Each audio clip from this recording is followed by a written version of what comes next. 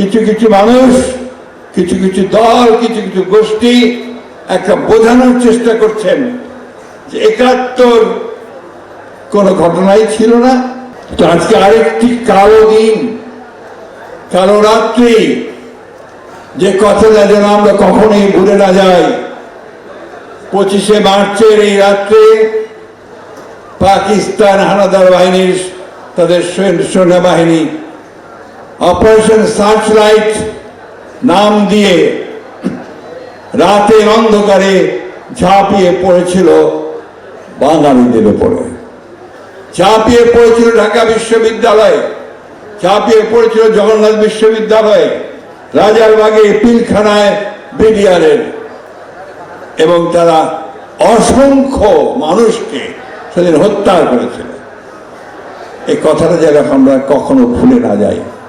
সেই কালো রাত্রির কথা আমাদেরকে প্রত্যেককে মনে রাখতে হবে যে পাকিস্তান সেনাবাহিনী সেই যে হত্যাযজ্ঞ করেছিল তার জন্য আজ পর্যন্ত কিন্তু ক্ষমা চায় নাই। গণহত্যা করেছিল, লক্ষ লক্ষ মানুষকে হত্যা করেছিল, তার জন্য পাকিস্তান এখন পর্যন্ত কিন্তু বাংলাদেশের কাছে ক্ষমা প্রার্থনা করে নাই।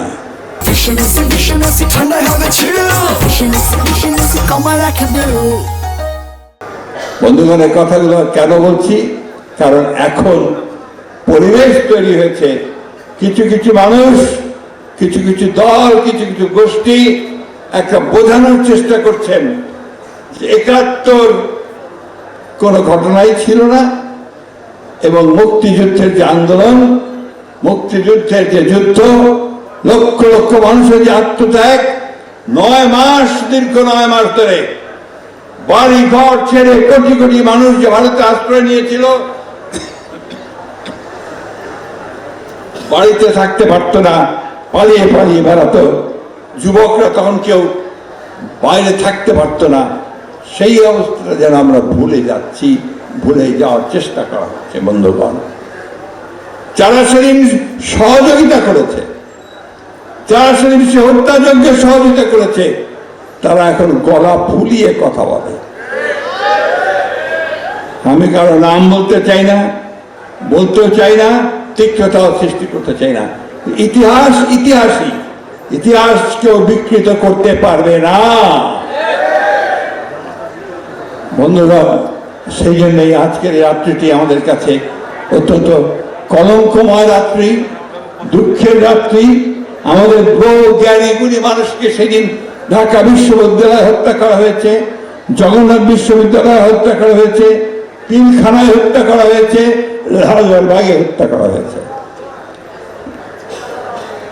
আর তারপরে এই রাতেই আমাদের সেই বীর নেতা, যাকে বলা হয়েছিল আওয়ামী লীগের পক্ষ থেকে অখ্যাত মেজর, সেই দিন তিনি সেই কালুরঘাট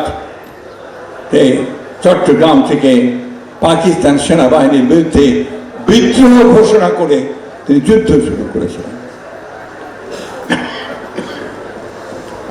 আর তাদের নেতা, যাকে আমরা অসংবাদিত নেতা হিসেবে মেনে নিয়েছিলাম, যার নির্দেশে তখন বাংলাদেশ চলত, তৎকালীন পাকিস্তান চলত, তিনি রাতের অন্ধকারে পাকিস্তানিদের কাছে আত্মসমর্পণ করে পাকিস্তানে চলে গিয়েছিলেন।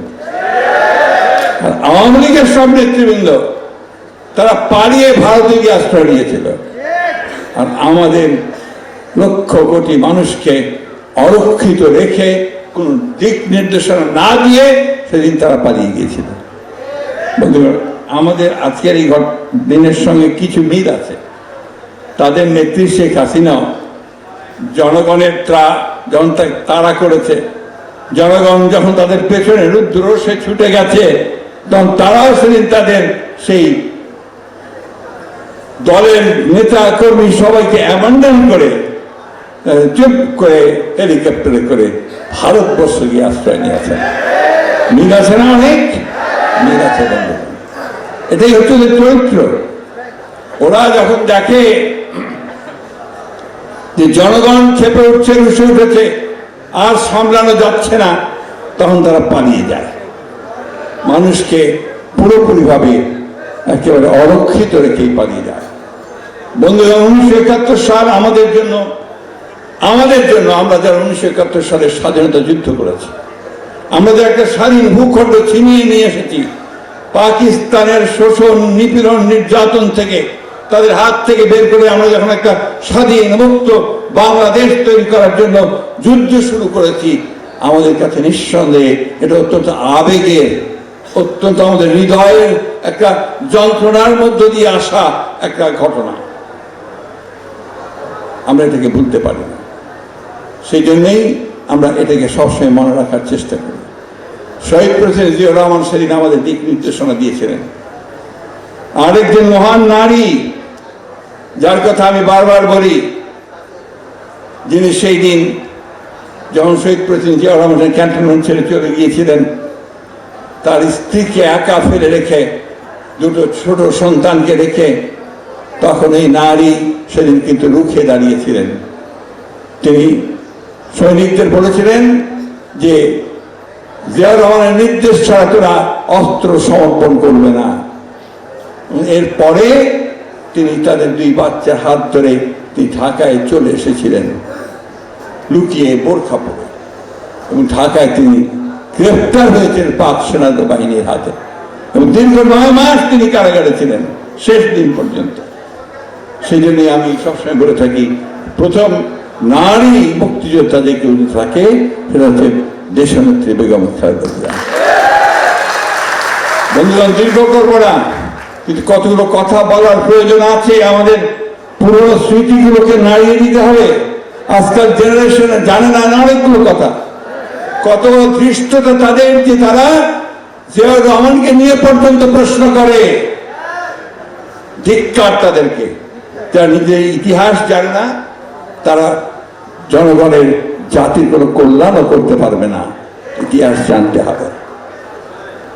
আজকে একটা ভিন্ন প্রেক্ষিতে এই আমাদের স্বাধীনতা দিবস পালন করতে হচ্ছে। জিয়াউর রহমান সেই মানুষ যিনি ক্যান্টনমেন্ট থেকে এসেছিলেন, সৈনিক ছিলেন। তার তো গণতন্ত্র দেওয়ার কথা ছিল না, তার তো মিডিয়াকে স্বাধীনতা দেওয়ার কথা ছিল না। যাদের দেওয়ার কথা ছিল তারা দেয়নি।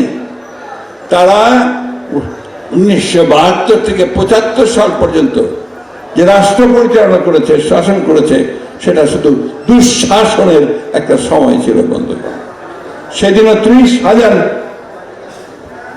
সৈনিক, যুবক, ছাত্রকে হত্যা করা হয়েছিল। সেদিনও সমস্ত পত্রিকা বন্ধ করে দেওয়া হয়েছিল। একদলীয় শাসন ব্যবস্থা বাকশাল প্রতিষ্ঠা করা হয়েছিল। এটা বারবার বলতে হবে, বারবার এই কথা বলতে হবে, মনে করতে হবে। আওয়ামী লীগ কখনোই গণতন্ত্রে বিশ্বাস করতো না। আওয়ামী লীগ সবসময় গণতন্ত্রকে ধ্বংস করেছে। সুতরাং আওয়ামী লীগকে আর কোন গণতান্ত্রিক সুবিধা দেওয়ার কথা আমরা চিন্তা করতে পারি না। বন্ধুগণ, জিয়াউর রহমান অতি অল্প সময়ের মধ্যে এই দেশে, যেটা খসরু সাহেব বলেছেন, তিনি সংস্কার করেছেন। একদলীয় শাসন ব্যবস্থা থেকে বহুদলীয় গণতন্ত্র নিয়ে এসেছেন, মাল্টি পার্টি সিস্টেম নিয়ে এসেছেন। তিনি মিডিয়ার স্বাধীনতা দিয়েছেন, সমস্ত পত্রিকাগুলোকে খুলে দিয়েছেন, একটা গণতান্ত্রিক চর্চা শুরু করেছেন। তিনি অর্থনীতিতে বহুমাত্রিক অর্থনীতি সৃষ্টি করেছেন, অর্থাৎ বেসরকারি মালিকানাকে নিয়ে এসেছেন, মুক্ত বাজার অর্থনীতি তিনি শুরু করেছেন, রিফর্ম নিয়ে এসেছেন। রিফর্মের শুরু তো শহীদ প্রেসিডেন্ট জিয়াউর রহমানের হাত থেকে। আজকে যারা রিফর্ম বলছি আমরা, আমাদের মনে রাখতে হবে যে রিফর্মের প্রথম শুরু করেছেন শহীদ প্রেসিডেন্ট জিয়াউর রহমান। এরপরে রিফর্ম করেছেন দেশনেত্রী বেগম খালেদা জিয়া। তিনি সংসদীয় গণতন্ত্র করেছেন, এবং যখন জনগণের দাবির প্রেক্ষিতে তিনি তত্ত্বাবধায়ক সরকারের বিধান কনস্টিটিউশনের সন্নিবেশিত করেছেন। এতগুলো মৌলিক সংস্কার কিন্তু এই বিএনপির হাত দিয়ে হয়েছে। আজকে আবার 2022 সালে বিএনপি 31 দফা সংস্কারের কর্মসূচি দিয়েছে। আমার এক ভাই এখানে বলছিলেন যে সংস্কার কোথায়? সংস্কার তো আপনার জানার কথা। আপনার দলই দিয়েছে সংস্কার, 31 দফা সংস্কার। এটা বলতে হবে আপনাকে। 31 দফা সংস্কার আমার দল দিয়েছে, আমার নেতা তারেক রহমান সাহেব দিয়েছে। এর আগে 2016 সালে আমার নেত্রী দেশনেত্রী বেগম খালেদা জিয়া ভিশন 2030 দিয়েছেন, যার মাধ্যমে তিনি বাংলাদেশকে এই আজকে যে কথাটা এসেছে আপনার যে একটা আপনার দুই চেম্বারের পার্লামেন্ট, অর্থাৎ আপনার আপার চেম্বার লোয়ার চেম্বার থাকবে, লোকসভা থাকবে, আরেকটা চেম্বার থাকবে, এটা দেশনেত্রী বেগম খালেদা জিয়া দিয়েছেন।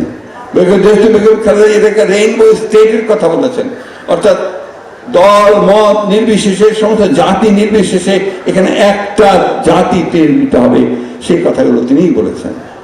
জুডিশিয়াল সিস্টেমকে সুন্দর করে ন্যায় বিচার প্রদানের জন্য এখানে বলা হয়েছে। প্রতিটি ক্ষেত্রে গণমাধ্যমের স্বাধীনতাকে নিশ্চিত করার ক্ষেত্রে প্রতিটি ক্ষেত্রে সংস্কারের কথা বলা হয়েছে। সুতরাং সংস্কার কোনো নতুন জিনিস নয়। আজকে অন্তর্বর্তীকালীন সরকার তারা সংস্কারের অনেকগুলো বিশাল পাহাড় নিয়ে এসেছেন, অনেকগুলো বিষয়ের অবতারণা করেছেন যে বিষয়গুলো সঙ্গে আমাদের জনগণের বোঝেও না, বুঝতেও পারবে না। আমরা সেই জন্যে আমাদের যে দল থেকে আমরা কিন্তু প্রতিটি তাদের যে প্রশ্ন, তারা যে সংস্কার প্রস্তাবগুলো দিয়েছে সেগুলো আমরা উত্তর দিয়েছি, এবং গতকালই আমরা সেগুলো কিন্তু পরিপূর্ণভাবে প্রত্যেকটা দিয়েছি। এবং কোনটার সঙ্গে আমরা একমত, কোনটার সঙ্গে আমরা একমত নই, সেটাও আমরা জানিয়ে দিয়েছি। আমরা খুব পরিষ্কার করে বলেছি যে বাংলাদেশের জনগণ কাছে যেটা গ্রহণযোগ্য সেই বিষয়গুলি করা দরকার। আরেকটা বিষয় অত্যন্ত জরুরি আমরা বলেছি, জোর দিয়ে বলেছি যে নির্বাচনের কোনো বিকল্প নেই, কারণ নির্বাচনের মধ্য দিয়ে আমাদেরকে গণতন্ত্রে যেতে হবে। সেটাই হচ্ছে গেটওয়ে টু ডেমোক্রেসি। এই ডেমোক্রেসি ছাড়া আমরা মনে করি না যে আর কোনো সিস্টেম আছে যে সিস্টেম জনগণের কল্যাণ করতে পারে। কিন্তু আজকে নতুন করে ষড়যন্ত্র শুরু হয়েছে যেন এই প্রক্রিয়া পিছিয়ে যায়, বিলম্বিত হয়, অন্য কাউকে সাহায্য করা যায় এবং দেশে একটা নৈরাজ্য সৃষ্টি করা যায়, সেই কাজগুলো আজকে শুরু হয়েছে বন্ধুগণ। আপনারা নিশ্চয়ই লক্ষ্য করেছেন সোশ্যাল মিডিয়াতে কিছু নতুন নতুন আমি বলি কুতুব আবির্ভূত হয়েছে। তারা বাংলাদেশকে কোথায় নিয়ে যেতে চায় আমি জানি না। তাদের ভাষা, তাদের বাক্য, তাদের কথা, তাদের বক্তব্য সম্পূর্ণ বাংলাদেশকে একটা রাজ্যের দিকে নিয়ে যেতে চায়, তারা গণতন্ত্রের দিকে নিতে চায় না বন্ধুগণ। আজকে আমাদেরকে সজাগ থাকতে হবে, সতর্ক থাকতে হবে, কারণ এই বিএনপি একমাত্র দল যে প্রতিবার প্রতি বিপদে আপদে এই দেশে তারা রুখে দাঁড়িয়েছে, তারা এই সবসময় আপনার সেই রক্ষা করেছে বিপদ থেকে। বিএনপি সেই দল যারা আজকে বাংলাদেশকে সমস্ত তার সংকট থেকে উদ্ধার করেছে। আজকেও সেই সময় এসেছে বন্ধুগণ যে সংকট আজকে সৃষ্টি হচ্ছে, এমন সংকট যে আমাদের দেশপ্রেমিক সেনাবাহিনী তাকে পর্যন্ত আজকে বিতর্কিত করার চেষ্টা চলছে, যা আমরা কোনো মতেই মেনে নিতে পারি না।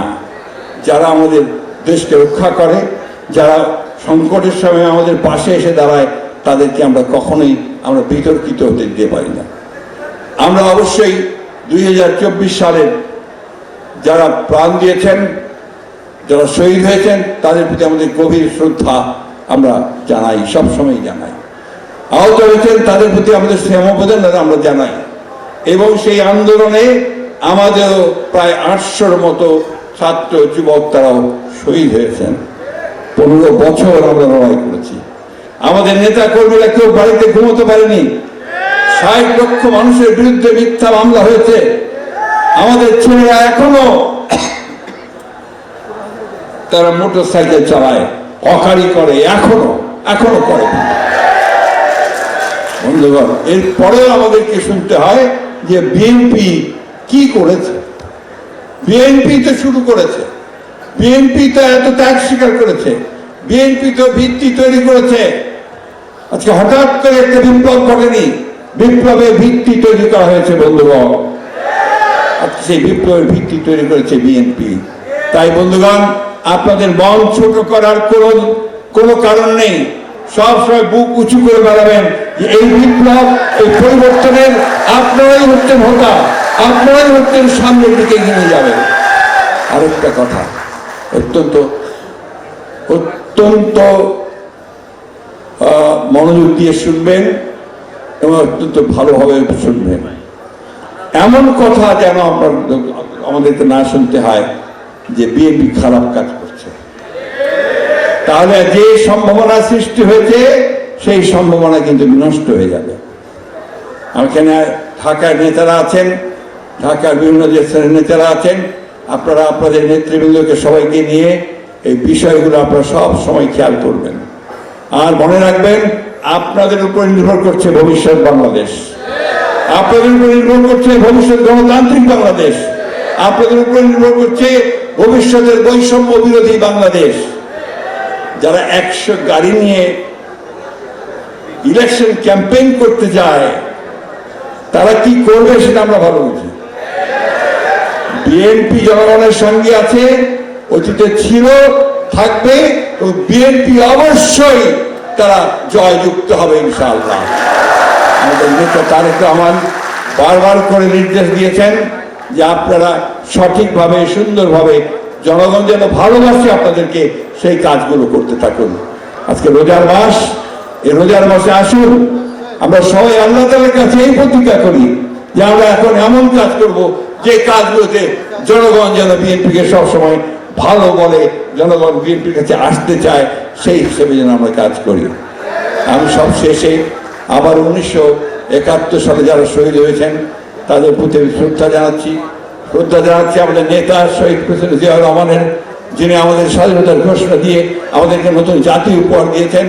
শ্রদ্ধা জানাচ্ছি আমাদের সেই নেত্রী দেশনেত্রী বেগম খালেদা জিয়াকে, যিনি গণতন্ত্রের জন্য আজীবন সংগ্রাম করেছেন, এখনো করেছিলেন তাকে। আর সম্মান জানাচ্ছি সেই নেতাকে যিনি আমাদেরকে নতুন পথ দেখাচ্ছেন, নতুন আলো দেখাচ্ছেন, নতুন সূর্য দেখাচ্ছেন। ইনশাআল্লাহ জয় আমাদের হবে।